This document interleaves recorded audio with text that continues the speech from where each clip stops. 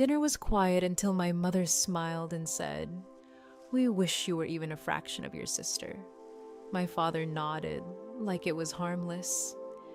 I set my fork down and heard myself reply, "Then she'll be thrilled to know she's about to start paying rent for this house. I'm Haley Moore, an architect in Raleigh, North Carolina, and for most of my life, I've been measured against my sister's shine." Have you ever been compared to someone you love and felt yourself disappear a little each time? 5 years earlier, our family dinners ran like clockwork. Same oak table, same polished plates, same rhythm of conversation that never quite changed. Back then, I still believed effort could balance attention. I had just started building my career as an architect in Raleigh, juggling deadlines and client revisions, carrying rolled drawings under my arm like quiet proof that I was becoming something real. I thought if I worked hard enough, if I stayed patient enough, eventually my parents would see me for who I was, instead of who I wasn't. But Saturdays belonged to Tessa. Mom would lean forward before Tessa even 12 us. Mom would lean forward before Tessa even finished her first sentence. Dad would ask follow-up questions, his voice warm with admiration. The words, ambitious, talented, gifted, floated through the air so often they felt permanent, like framed art on the walls. I would sit there with my water glass in my hand, waiting for a natural pause that never really came. When I did speak, it was usually after someone remembered I was still at the table. "I'm working on a housing project downtown," I'd say. "Affordable units. We're trying to maximize light without increasing cost." Mom's eyes would drift toward the kitchen clock. Dad would hum thoughtfully the way people do when they're listening, but not quite understanding. Architecture to them felt abstract. It wasn't something they could see finished in a photo by the following week. It didn't sparkle in the same immediate way. There were no fabric swatches to pass around, no glossy before and after shots. So the conversation would tilt back toward Tessa, smooth and effortless, like gravity doing its job. It wasn't cruel. That's what made it harder to protest. No one insulted me directly. No one told me I wasn't good enough. They just admired what they could easily celebrate. And what I built lived mostly in blueprints and structural calculations and quiet meetings that never turned into applause at the dinner table. Over time, I learned that silence was easier than trying to compete with perfection that already had an audience. I rented a small apartment downtown. It wasn't much, but it was mine. I filled it with sketches taped to the walls, scale models, balanced on shelves, pencils scattered across my drafting table. Some nights, I'd come home long after dark, kick off my shoes, and sit on the floor, studying a design long after I should have been asleep. There was something steady about creating spaces for other people to live in. It felt grounded, honest. No one clapped for it, but it mattered to me. As the months passed, I started missing the occasional dinner. At first, I blamed deadlines, and sometimes that was true. But if I'm honest, it was also self-preservation. Each missed meal was a small act of rebellion disguised as responsibility. I told myself I was busy, that I needed the time, that it didn't matter. Distance became its own kind of comfort. Tessa would still text me cheerful invitations. "You should come to my showcase next Thursday or brunch with my colleagues this weekend." Her messages were always bright, full of exclamation marks and optimism. I rarely went. Every event felt like another stage where she sparkled under the family spotlight, and I stood somewhere, just outside the frame. I don't think she meant to overshadow me. She simply existed the way she always had. Confident, expressive, easy to celebrate. But when you grow up being compared, even neutral things start to feel weighted. Mom called occasionally, her voice light, but edged with something sharper underneath. "Tessa's really moving forward," she'd say. Or, "You could learn something from her drive." I learned not to react. I would answer calmly, "I'm happy for her." And sometimes I was. But happiness can coexist with exhaustion, with the quiet ache of never quite being enough. Dad was subtler.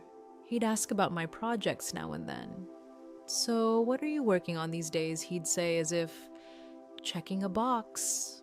I'd start explaining zoning challenges or structural revisions, and somewhere around the technical details his attention would drift. The questions would thin out. The conversation would redirect. That was when I began to understand something I hadn't wanted to admit in our family. Approval wasn't just about success. It was about performance. It was about how easily that success could be admired. And mine didn't translate well across the dinner table. I stopped trying to translate it. Instead, I built routines. Early mornings, late nights, coffee in the same chipped mug. Walks home through quiet streets when the city had finally exhaled. I poured myself into my work, not because I was chasing praise, but because it was the one place where effort and outcome aligned without comparison. Still, some small part of me hoped maybe one day they'd visit a building I helped design. Maybe they'd stand inside a space filled with light and realize I had shaped it. Maybe pride could exist quietly the way my work did. Not loud, not performative, just steady. But as the years passed, the pattern held. Their admiration for Tessa deepened, layered with new achievements and louder celebrations. And my independence, once hopeful, began to feel like distance. I told myself it didn't matter, that being overlooked was a small price for peace, that families have dynamics and this was ours. Yet, every time I sat at that oak table and watched the spotlight drift predictably to my sister, something inside me shrank, just a little, not dramatically. Not in a way anyone else could see, just enough to make me quieter the next time. Eventually, silence became my role. I wasn't the dramatic one. I wasn't the celebrated one. I was the steady one, the reliable one. The daughter who didn't demand attention. And for a long time, I convinced myself that was strength. But there's a difference between being strong and being unseen. And somewhere between the polite nods, the redirected conversations, and the dinners I chose to skip, I began to realize I was building more than structures. I was building walls, not around them, around myself. It was late when my phone started buzzing on my nightstand. I almost let it go to voicemail. I'd been staring at a set of revisions for hours, half asleep in my work clothes, my brain still tracing floor plans in the dark.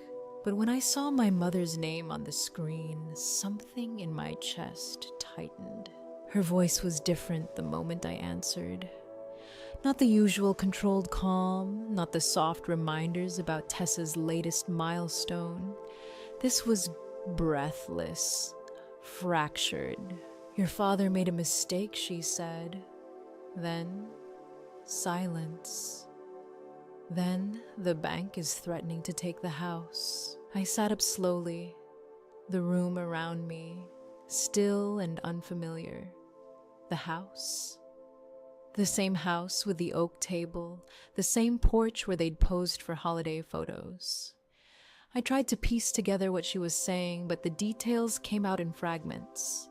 A property deal, a business partner who had disappeared, paperwork that didn't hold up, money that was gone. "They're starting foreclosure proceedings," she whispered. "Foreclosure. It's a word that doesn't just describe a legal process, it carries weight. Finality. It means the bank doesn't care about your memories. At that time, I had been saving for something of my own. A small apartment.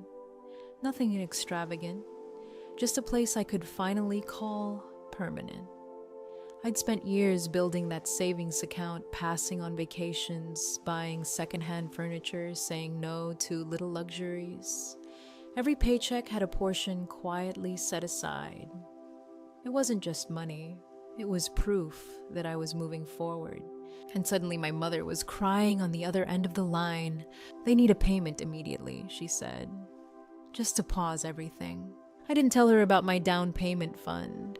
I didn't mention the listings I had bookmarked or the evenings I'd spent calculating mortgage estimates of my own. I just opened my banking app. There's something surreal about transferring most of your savings in one click. The numbers look smaller than the meaning behind them. I stared at the confirmation screen before pressing, sent my thumb hovering for half a second longer than I'd like to admit. Then I did it. Within an hour, nearly everything I had saved was in my mother's account. She cried with relief. She promised it was temporary. She said Dad would repay me as soon as the investment issue was sorted. "We just need time," she kept saying. "This is just a rough patch." The next morning, my father called. His voice was measured, almost rehearsed. "I trusted the wrong partner," he admitted. "It won't happen again. We'll recover." He thanked me, not effusively, just enough to acknowledge the help. I wanted to believe him. I told myself this was what family did. You show up when it matters. Weeks passed. I went back to work, back to my drafting table. But something had shifted.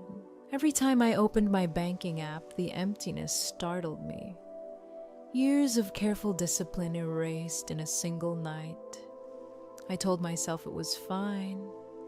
Money can be earned again. A house can't be replaced. Then the calls started becoming more frequent. At first, they were updates, small reassurances that things were stabilizing, that they were negotiating with the bank, that the worst had passed. Until one evening, my mother called again. "They need another payment," she said, softly. "Just a little more to postpone the foreclosure again." In the background, I could hear my father insisting this was the last hurdle, the final step before everything turned around. I was sitting at my kitchen table, a spreadsheet open on my laptop. My financial plans were still there, neat columns and projections mapping out the next 5 years of my life. I had always liked order, predictability. I looked at the numbers and felt them blur. Another transfer, another large sum. This time it hurt more because I knew exactly what I was giving up. Not just money, time, momentum. My own timeline shifting quietly backward. After that, I stopped counting the total. What mattered was that the house remained theirs, that no auction sign appeared on the lawn, that the neighbors didn't watch strangers carry their furniture out. For a while, they sounded lighter, almost cheerful, as if the crisis had bonded us, as if my support had stitched something back together. But relief has a way of fading. A few months later, I received a call not from my parents, but from the bank. The representative spoke politely, professionally. The mortgage was still under review. The account remained unstable. They needed stronger assurance to prevent repossession. "Would you be willing to act as guarantor?" she asked. I remember staring at the wall as she explained what that meant. My name attached to their mortgage, my credit tied to their debt. If they defaulted, I would be legally responsible. Sending money was one thing, signing a legal document was another. When I mentioned it to my mother, she didn't hesitate. "It's just paperwork, Haley," she said gently. "You're the responsible one. They'll take us more seriously with your name there. You're the responsible one." It wasn't praise, it was positioning. I felt that old instinct stir inside me, the one that still wanted their approval. The one that believed maybe this finally would make them see me differently. Not as the quiet daughter, not as the one who didn't sparkle, but as the dependable one, the savior. I went to the branch 2 days later. The office smelled faintly of printer ink and carpet cleaner. The banker walked me through each page, highlighting clauses, explaining liabilities. My signature appeared again and again, binding me to numbers larger than anything I had ever personally owed. When I finished, she smiled. "It's admirable," she said. "Not everyone steps up like this. Admirable." I walked out with a thin stack of copies in my hand and a heaviness in my chest I couldn't quite name. After that, the dynamic shifted subtly. The gratitude faded faster than I expected. Conversations about repayment became vaguer. "We're working on it," my father would say.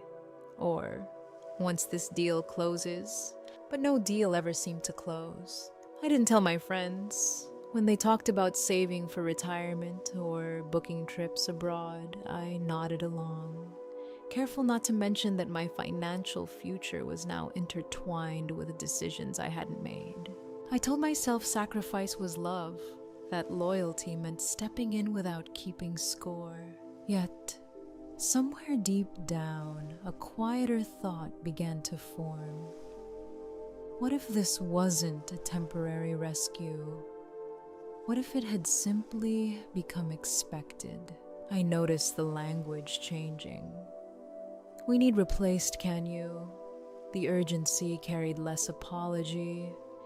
My support was no longer extraordinary. It was assumed.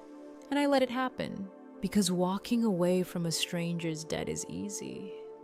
Walking away from your parents feels like betrayal. I convinced myself that one day we would all sit at that oak table and laugh about this difficult season, that they would repay me, that the balance would reset. I didn't yet understand that some balances don't reset on their own. They shift, quietly. And by the time you notice you're carrying more than you ever agreed to, that Friday dinner was supposed to be ordinary. I hadn't been home in months, and when my mother called earlier that week, saying it would mean a lot if I came, I agreed. I even brought a bottle of wine like a peace offering. The house looked the same. The porch light flickered the way it always had. Inside, the air felt rehearsed, too bright, too carefully arranged. Tessa was already mid-story when I sat down. She had just signed a contract to redesign a small corporate office, modest by any objective measure. But the way Mom leaned forward, the way Dad beamed across the table, you'd think she'd reshape the skyline. "That's incredible," Mom said, her eyes shining. "You've always had the vision," Dad added. "You just know how to make things work." I cut my food into small, even pieces, nodding when it felt appropriate. I'd learned how to exist in these spaces without asking for much. If I stayed quiet enough, the evening would pass without incident. For a moment, I thought it would. Then Mom turned to me. Her tone shifted, not harsh, not loud, almost casual. That's what made it sting. "Why can't you be more like your sister?" The question hung in the air like it had been waiting for its cue. I looked up slowly, searching her face for irony, for softness. There was none. Just mild curiosity, as if the answer should have been obvious. Before I could respond, Dad set his fork down. "We wish you were even a fraction of your sister," he said, calm and firm. Not angry, not cruel, just certain. Something inside me went very still. It wasn't shock. I'd heard versions of that sentiment my whole life. It was the accumulation of it, the years of transfers, the signatures, the quiet loyalty, the way I had tied my future to theirs without hesitation. And still I was lacking. I placed my fork carefully beside my plate. My hand didn't shake. My voice, when it came, was steady. Then she'll be thrilled to know she's about to start paying rent for this house. Silence. It didn't explode. It didn't echo. It just settled heavily across the table. Tessa coughed water spilling down her wrist as she tried to swallow too quickly. Her eyes darted between me and our parents, confusion flickering across her face. Mom's color drained almost instantly. Her lips parted, but no words followed. Dad stared at me like he was seeing someone unfamiliar. Not the quiet daughter, not the reliable one. Just someone who had finally drawn a line. The only sound was the faint hum of the kitchen light and the scrape of my chair as I pushed it back. I stood up slowly, smoothed my jacket, looked at each of them in turn. No one stopped me. No one argued. The truth doesn't always need volume. Sometimes it just needs air. I walked down the hallway, my steps deliberate. The front door clicked shut behind me with a softness that felt almost merciful. In the car, I didn't turn on the radio. The house grew smaller in the rearview mirror until it disappeared entirely. My hands rested lightly on the steering wheel, steady. I expected tears, or anger, or regret. Instead, there was clarity. For the first time, I hadn't swallowed the comparison. I hadn't redirected the conversation. I hadn't absorbed the insult and called it misunderstanding. I had simply told the truth. The night outside was calm. Street lights flickered past in measured intervals. Inside me, something had shifted permanently. Not loudly, not dramatically, but in a way that couldn't be undone. I wasn't the peacekeeper anymore. In the weeks that followed, no one called. I didn't either. The silence wasn't explosive. It wasn't filled with threats or apologies. It was hollow, heavy, like a door that had finally closed after years of being left slightly open. For once, I wasn't the one reaching for the handle. The silence after that dinner stretched longer than I expected. At first, I told myself it was temporary. They needed time. I needed time. But as the days passed without a single call or message, something inside me stopped waiting. One morning, I picked up my phone and dialed the bank. My voice sounded steadier than I felt. I explained that I needed to discuss the guarantor agreement attached to my parents' mortgage. The representative pulled up the file and I could hear the faint clicking of keys on the other end. "You understand," she said carefully, "that removing yourself from this agreement will require review. There are legal implications." "I understand," I replied. What I didn't say was that I had finally understood something else, that staying tied to that document meant staying tied to a version of myself that kept proving her worth through sacrifice. The process wasn't simple. There were forms to submit, financial disclosures, to provide meetings to attend. I had to sit across from a loan officer who raised an eyebrow when I explained I was no longer willing to assume liability. Family disagreements can be resolved. He offered gently, as if this were emotional, not contractual. "This isn't a disagreement," I said. "It's a boundary." It took 3 separate appointments.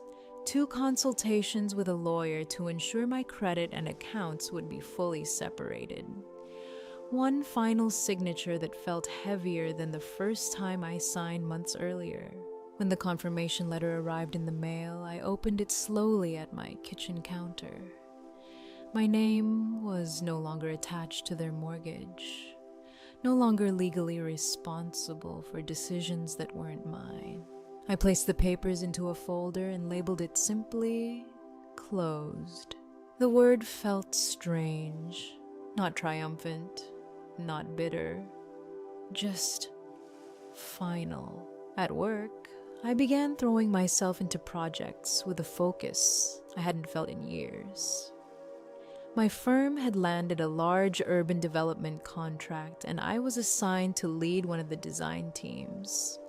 The hours were long, but they felt different now.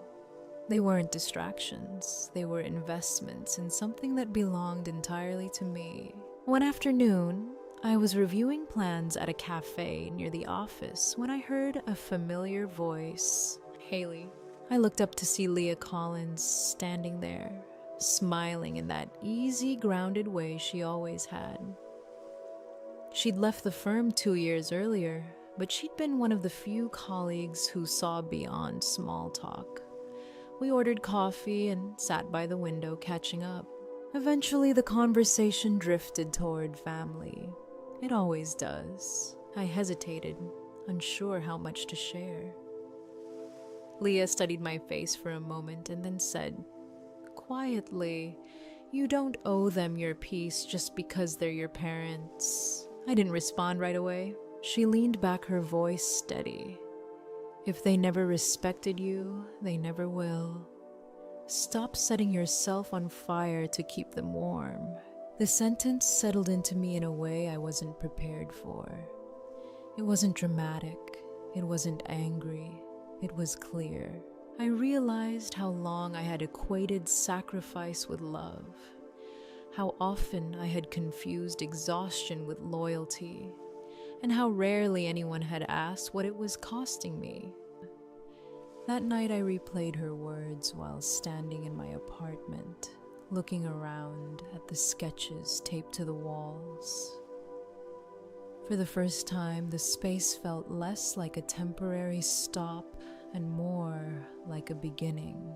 A few days later, the usual date for transferring money passed. I noticed it in the quiet way you notice a skipped heartbeat. My hands hovered over my phone out of habit. There was no call yet, no urgent message, just the echo of expectation. I didn't send anything. The decision felt both rebellious and terrifying. Part of me braced for immediate backlash, for accusations, for guilt, wrapped in disappointment. But nothing came. Days passed, then weeks. The absence of crisis felt almost disorienting. I started reclaiming small things first. I signed up for a weekend hiking group I'd always avoided because Saturdays had belonged to family dinners. I bought fresh flowers for my apartment without calculating how many hours of overtime they represented. I cooked for myself slowly without rushing to answer a late-night call. On Sundays, I walked through the city with no destination, just letting my thoughts settle. Sometimes relief would wash over me unexpectedly, a lightness I hadn't felt in years. Other times, fear crept in. What if they needed me again? What if I was being selfish? What if stepping back meant I was exactly what they had always implied? Cold, ungrateful. But each quiet weekend proved something different. The world didn't collapse when I stopped rescuing it. My life didn't shrink without their approval. If anything, it grew quieter, cleaner. I wasn't cutting them out in anger. I was stepping back in clarity. And for the first time in a long time, the future I imagined didn't revolve around fixing someone else's mistakes. It revolved around building something of my own. The first message came from a coworker. "Are you okay? I saw something online." My stomach dropped before I even opened the app. It was a post from Tessa, a smiling photo of our parents standing in front of the house. The caption read, Some people forget where they come from. When your own sister abandons your parents after they've saved her, countless times you start to question what family even means. She didn't tag me, she didn't have to. Within hours, the comments multiplied. People praising her loyalty, strangers offering sympathy, words like selfish and ungrateful appearing in threads beneath a photo of the porch I had fought to keep from foreclosure. I stared at the screen longer than I should have. My first instinct was to defend myself, to type out dates, dollar amounts, bank transfers, to attach copies of signed documents and let the truth speak in black and white. But the urge faded almost as quickly as it arrived. Those who knew me didn't need a public explanation, and those who didn't, they were already invested in the version of the story that felt cleaner. So I closed the app and went back to work, but the shift had already begun.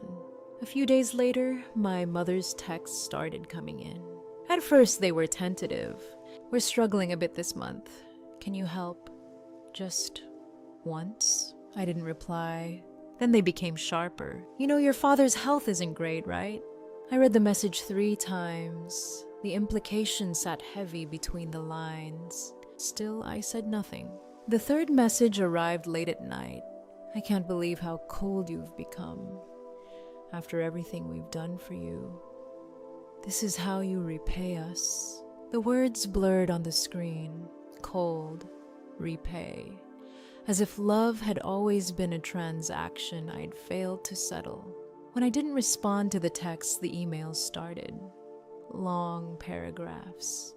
Carefully constructed sentences laced with guilt and disappointment.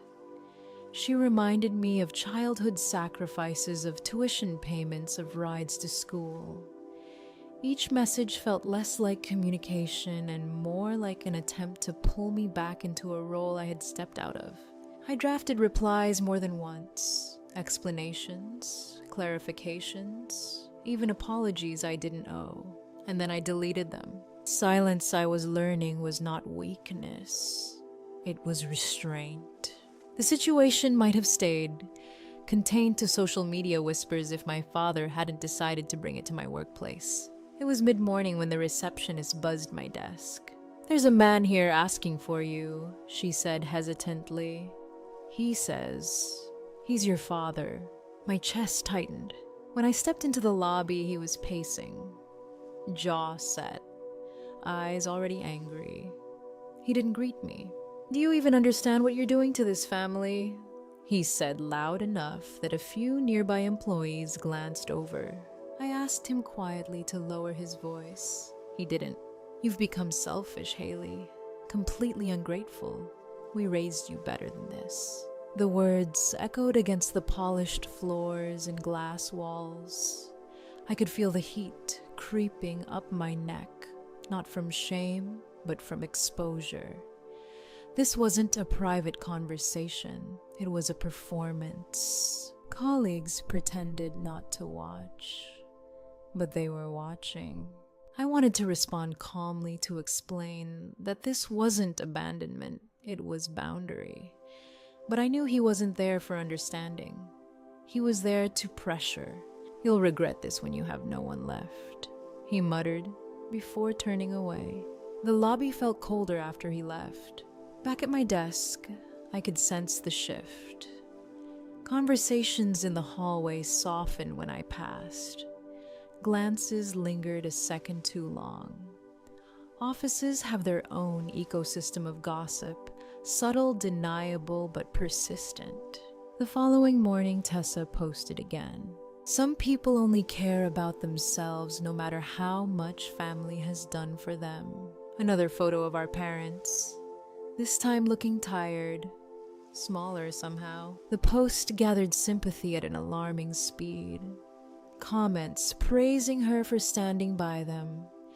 A few acquaintances from work liked it. One quietly unfollowed me.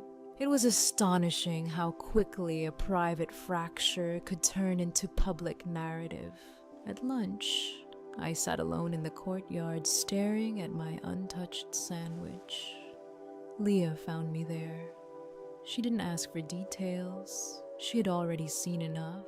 "You don't deserve this," she said gently. "They're trying to make you feel guilty for saving yourself." I nodded, but inside something deeper was settling. For years, I had been invisible. Now I was visible, but only as a villain in someone else's story.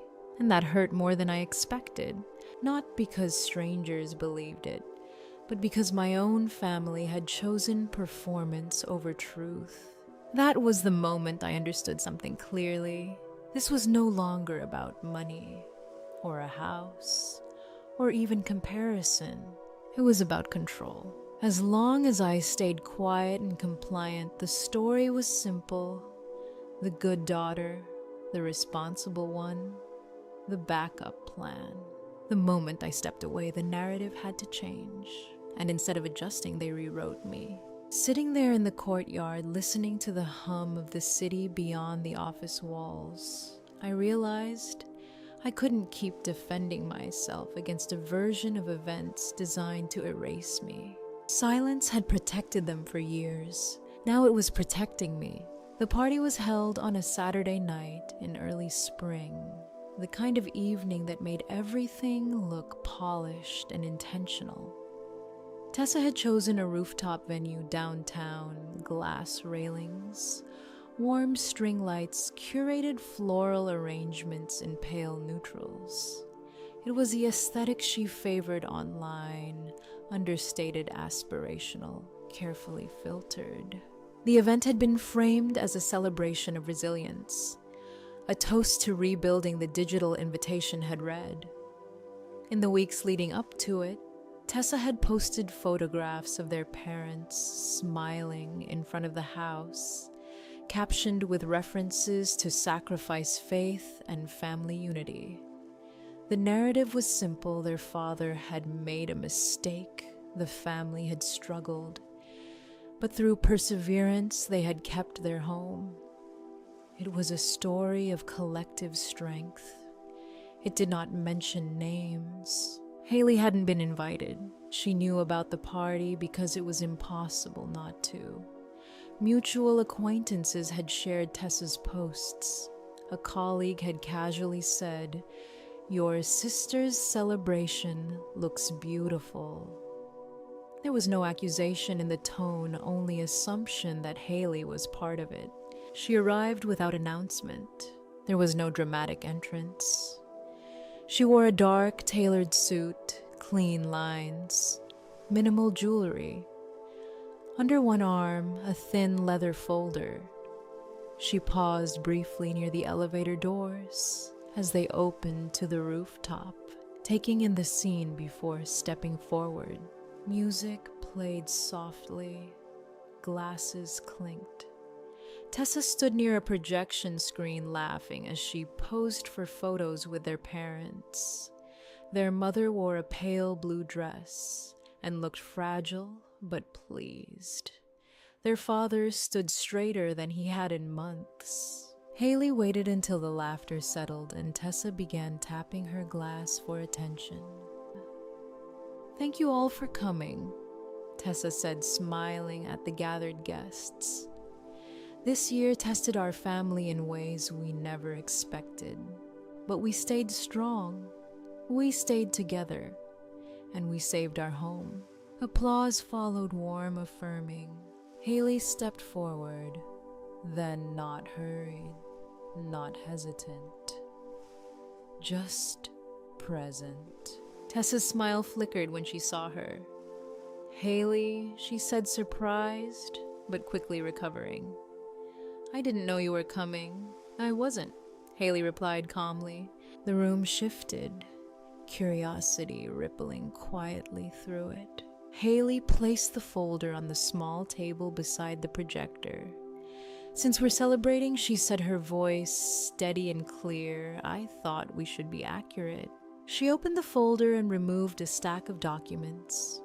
mortgage statements, transfer records, the guarantor agreement bearing her signature. Without flourish, she connected her laptop to the projector. The first image appeared on the screen, the original mortgage restructuring agreement, her name printed beneath the heading, Primary Guarantor. The second slide showed bank transfers, monthly payments drafted from her personal account. The third displayed the title, amendment finalized months earlier, listing her as a sole owner after refinancing. There was no music now. Someone near the back cleared their throat. A glass set down too quickly on a table. Haley did not look at the crowd immediately. She looked at her parents. "I covered the missed payments," she said. "I transferred my savings when the foreclosure notice arrived. I signed as guarantor when the bank required additional security. And when the loan was refinanced, the property was transferred under my name to satisfy the bank's conditions." Her voice was not angry, it was measured. "I did that quietly," she continued, "because I believed family meant protecting each other without keeping score." She turned slightly, then facing the room. But this house wasn't saved by vague resilience.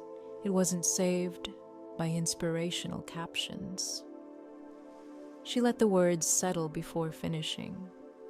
It was saved by documented payments. Tessa's face had lost its practiced brightness. "Haley," she began, a warning threaded through her tone. Haley met her eyes evenly. "Success built on a mission is still a lie." There was no accusation in her voice, only fact. Their mother's hands trembled where they rested against her clutch. Their father stared at the projected documents as if seeing them for the first time, though he had signed each page. A guest near the front murmured, "Is this true?" It wasn't directed at anyone in particular. Haley closed the folder. "I'm not here to embarrass anyone," she said. "I'm here to correct the story." She stepped back from the projector and disconnected the cable. The screen went dark. "For months," she added quietly, "I let people believe I abandoned this family. I let that narrative exist because I was tired of defending myself. But I won't participate in rewriting history." The silence was heavier than confrontation would have been. Tessa opened her mouth, closed it, then said nothing. Haley picked up the folder and moved toward the exit. No one blocked her path. A few guests stepped aside instinctively, eyes following her with a mixture of confusion and dawning comprehension. As the elevator doors slid shut, the rooftop remained suspended in stillness. Behind her, conversations resumed in fragments, low, uncertain. The projection screen hung blank above the string lights. The story that had been so carefully curated no longer held its shape. Haley did not look back. The fallout moved faster than anyone expected. A guest had recorded the moment Haley connected her laptop to the projector, the quiet shift in the room, the documents filling the screen, the stillness that followed. By morning, the clip had been uploaded, shared, dissected. It wasn't dramatic enough to be spectacle, but it was undeniable. The paperwork was clear, the tone was controlled. The contrast between curated narrative and documented fact carried its own gravity. Within a week, Tessa's sponsors began issuing polite statements, pausing partnerships, reassessing alignment. Contracts that had once been renewed automatically were suddenly under review. The language remained neutral, but the outcome was not. Invitations slowed, campaigns disappeared. The brand built on aspiration no longer felt stable. Haley didn't comment. Her parents put the house on the market quietly. There was no farewell post this time, no announcement framed in optimism. The sale closed before summer. They left Raleigh without ceremony, moving to a smaller town where the story had not traveled as quickly. Haley transferred the proceeds required to settle the remaining balance and signed the final documents releasing her ownership. There was no satisfaction in it, only completion. By autumn, she relocated to New York City. Brooklyn felt anonymous in a way that steadied her. She leased a modest storefront in Brooklyn, brick walls, tall windows, uneven floors that carried history without explanation. She opened her own architecture studio with a small team and a deliberate focus community, spaces, sustainable design structures meant to last rather than impress. There were no launch parties, just work. Months later, a design magazine requested an interview. Not about the viral video, but about her projects. The journalist asked carefully, "Do you see your success as vindication?" Haley shook her head. "No," she said, "it's about boundaries." The article quoted her simply, "You don't owe peace to people who refuse to respect it. Boundaries aren't punishment, they're maintenance." She spoke about clarity instead of revenge, about financial literacy instead of betrayal. She declined to elaborate on family dynamics. "Private matters deserve privacy," she said. In the studio late on quiet evenings, Haley would sometimes sit alone beneath the soft hum of overhead lights and consider the distance, traveled not measured in miles between Raleigh and New York, but in decisions. Dignity, she had learned, isn't loud. It doesn't need applause or exposure.